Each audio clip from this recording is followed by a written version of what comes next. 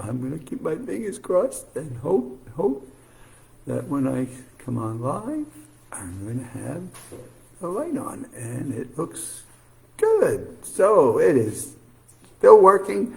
Laptop computer, Evelyn spent a couple of hours on it yesterday, and I was keeping my fingers crossed as I did a special broadcast yesterday. I wanted to do my normal 5 o'clock hour on Monday, Wednesday, and Friday this week, and the laptop worked, and I didn't have to spend a lot of time going crazy.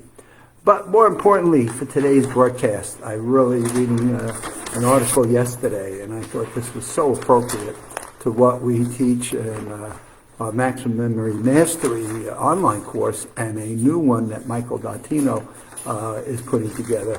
Really comes back from a article that I was reading yesterday called what? We're going back to reading books. A return to books and reading. Great books Great books inhabit the mind forever. Great books inhabit the mind forever. And it's back to, how do we get back to our fundamentals of reading and writing? And we'll leave the arithmetic out, but it got me thinking about reading, writing. Arithmetic is what we used to say, well, let's get back to reading. And so we've gotten so spoiled with books on tape and blogs and summaries and things.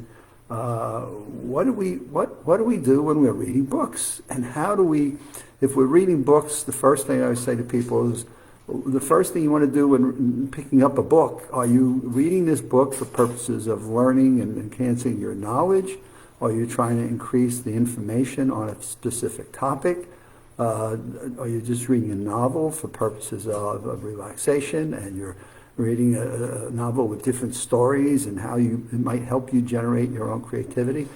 I don't think there's any book, fiction or nonfiction, that you cannot read that wouldn't generate a series of new thoughts into your mind. And so folks that have learned to read and absorb what they are processing just grow an infinite amount of thinking and innovation and creativity and different scenarios of how to deal with life's challenges, and especially the stress that we have. So we have the love of reading. It's time to get that love of reading back. I think we've neglected it, and I'm still thrilled there's a Barnes & Noble bookstore, but boy, in my lifetime we've certainly closed down a bunch of them. But I'm certainly glad that there still is a Barnes & Noble that people at least used to go in and have a cup of coffee and sit there in the section and read books and magazines. And that was a great source of my learning, and where I spent a lot of time when I first started to read about the human brain and learn everything I could about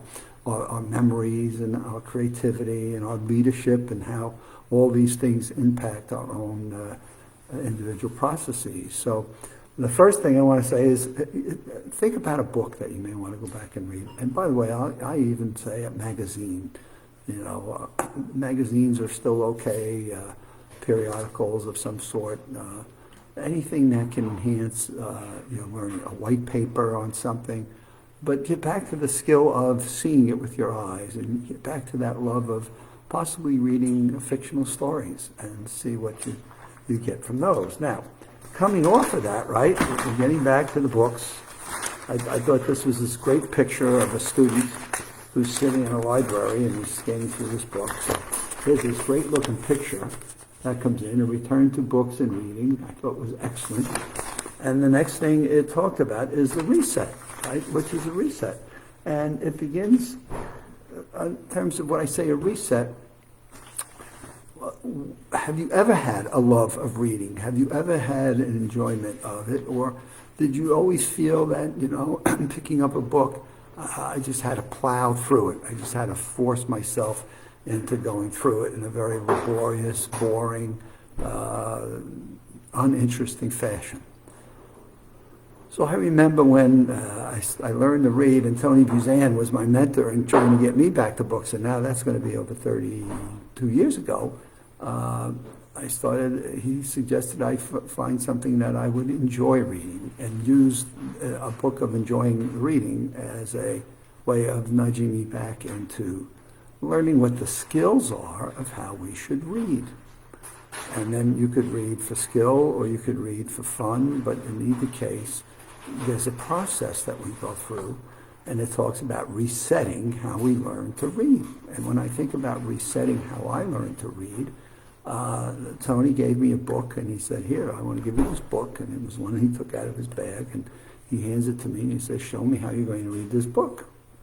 And of course, he was staring at me as I opened the book. I looked at the table of contents, and then I started to flip through page 1, 2, 3, and then he looked at me and said, there's the first problem you have. You haven't learned how to read in a way that your brain will absorb and retain, hook, anchor in a fashion that is friendly to your own brain.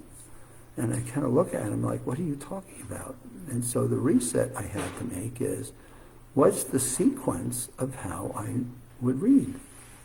And so I had to bring myself to the point of I could learn how to read in a way that was going to be friendly and supportive of the way my brain was going to encode, comprehend, and then store it in a way that when I needed to grab a piece of research or an article I read, I could pull it out and use it in conversation. I could use it in a workshop on leadership. I could use it in a workshop on teamwork or creativity. And so once I moved from learning all about Mickey Mantle and Willie Mays and sports and best figures and home run hitters and pitchers and things, I then moved from, okay, I've got the process down, could retain baseball and related information. And Tony said to me one day, are you planning to be a sportscaster? And I said no. And he said, well, then I suggest maybe it's time for you to start changing your reading habits to reading materials of things that are going to pursue, that you're going to pursue in your career and in your life that you'd find interesting. And that's how I got to start reading about the human brain and what science was uncovering and what the unlimited potential was and how that science was being funded and the technologies, and it just opened up a whole new world for me. And this is now 30 plus years ago. But I needed to have a reset, and the reset was, first, I had to go back and find an joy or a love or a purpose in terms of reading. So I always say to people, why are you reading, right? Sometimes I ask people, do you read, right? And they kind of look at me with this, like, what kind of a fresh question is that? But no, the question is, do you read newspapers, magazines, books? And then from there is, do you read for enjoyment? Do you read for your company policies and laws and regulations? Do you read for just for the sake of keeping up to date with the news and what's going on in the world? But what's your purpose of reading? Which then takes us to the reset that I've already discussed. Now, the next thing is maybe you can go back as you start to read and do what I did, which is go backwards a little bit. I don't say backwards in a bad way. Maybe there's a book that you've read before and you can pick it up and you enjoyed this book, go back and reread it. I know in my early transition of doing my reading, I went backwards and I read books that I had on my shelf that I thought, I knew everything that was in that book, but I found myself rereading books and finding things in the book that I didn't even realize were sitting in those pages, in those chapters. And I can assure you, nobody pasted new pages in, nobody ripped old pages out. It was the same book. And so in rereading, as my life experiences started to grow, and I'd go back and reread some of the books that I found my gems on leadership and creativity and teamwork and communications, as I would grow a year and go back and just glance at, and I say glance, read a chapter or two of some of my favorites, I'd see new branches, I'd see new things that were there in the first place, but it would enhance my ability to learn and grow my database and my knowledge. And so the second thing is in finding your love.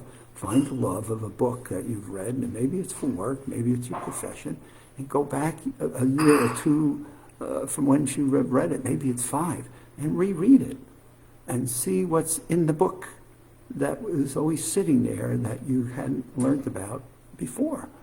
And just be amazed. I mean, I do this frequently on articles I read, and I go back and reread them a week or two later, and it's amazing what was there that changes in your comprehension as you are enhancing your own database of knowledge and information. And then you have to find out, does reading inspire you? So as you are reading, do you find that you want to read books that inspire you? Do you have certain authors or certain topics that you just find yourself being absorbed in? And you just, you go through those pages like in rapid fire because you can't put it down before. You just, what, I'm not going to bed yet. I need to get to this end of this chapter, or this is so enthralling and it's captured me so much and it's inspired me to just want to keep reading and learning what additional gems and nuggets are within the context of this particular book. So we call those easy reads versus are there books that you're reading that are a little bit tougher, and therefore there's so much knowledge in it, you got to chop it apart and break it up into pieces so that you are taking off bite-sized pieces and you're not trying to cram a whole lot of information in at one particular point in time. I'm going to stay on the reading topic at least for one more broadcast. I might come back on Wednesday. But with all of this, what we are learning is the importance of how our memories work, how we look as we read for key thoughts and key messages that then start to encode and hook, so that later we want to retain or recall. Bam, they're there for use and creativity. And so we're going to pick this up and at least do one more session on reading, and I'll share some of my additional tips. But for tonight, let's go back and re-engage and reset. So we want to do a reset. And then let's go find our love and enjoyment of reading, and maybe go backwards and find a book that you've read in the past and just reread maybe one chapter. And maybe a few pages and say, gee, I remember this, and see where that takes you. And then last but not least, think of something that you've read, old, new, that inspires you, that it makes it energetic and fun, and it's something that you truly enjoy. And all of this is coming to us as we've now had a little bit over a year of our Maximum Memory Mastery online course, and people are communicating back with us in various fashions. And we're learning that course had so much in it, that's so comprehensive, that it has grown branches, that we now have a course that we've expanded and creating called Brain Health series, or Brain Health.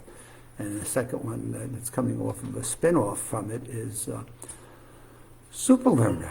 And all of it comes from the initial online Maximum Memory, and we're going to package that up and make it very economical for people to buy it. But I promise you, the impact that it will have on your own life experiences, your own successes in life, are going to be easily, tenfold over any small investment you make in an online course.